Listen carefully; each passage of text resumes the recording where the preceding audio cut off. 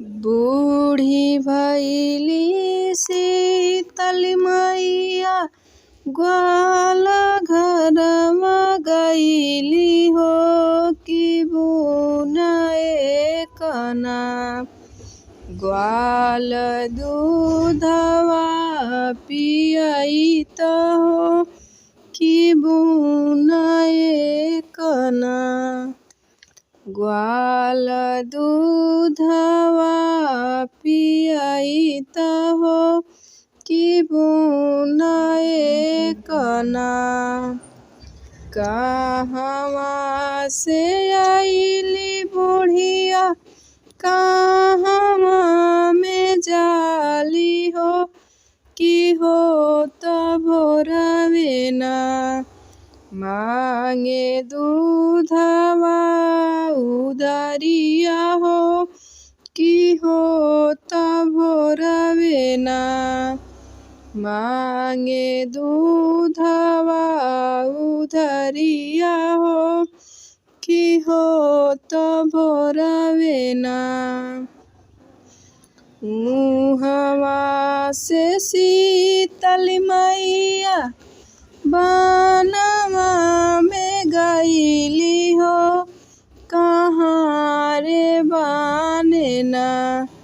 हमारे बाघवा बगिनिया हो कहाँ में बाने ना।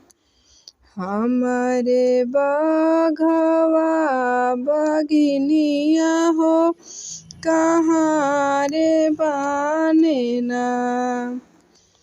नोह जनी गड़ैहा बाघवा दाँत जनी धसैया हो कि खाड़े मुहवा ना।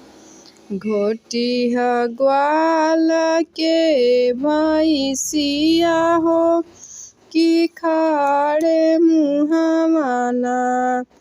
घोटिह ग्वाल के भैंसिया हो कि खाड़े मुहवा ना। होत सबेरे ग्वाल घरिया में गइले हो कि कहाँ रे बाने ना। हमारे गैया से भैंसिया हो कहाँ रे बाने ना। हमारे गैया से भैंसिया हो कहाँ रे बाने ना। हमारे गोद के ललनवा हो कहाँ रे बाने ना। तोहरा के शीतल मैया पोखरा खोनबैबो हो कि होत भोरवे ना। पोखरा दूध से भरइबो हो कि होत भोरवे ना। पोखरा दूध से भरइबो हो कि होत भोरवे ना। कहवा में बाने हमारे बाघवा बगिनिया हो उगिली दिहना।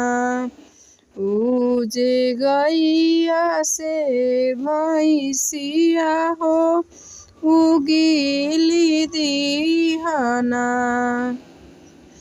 बूढ़ी भइली शीतल मैया ग्वाल घरमा गइली हो कि बुनए कना। हमके दूधवा पियत हो कि बुनए कना।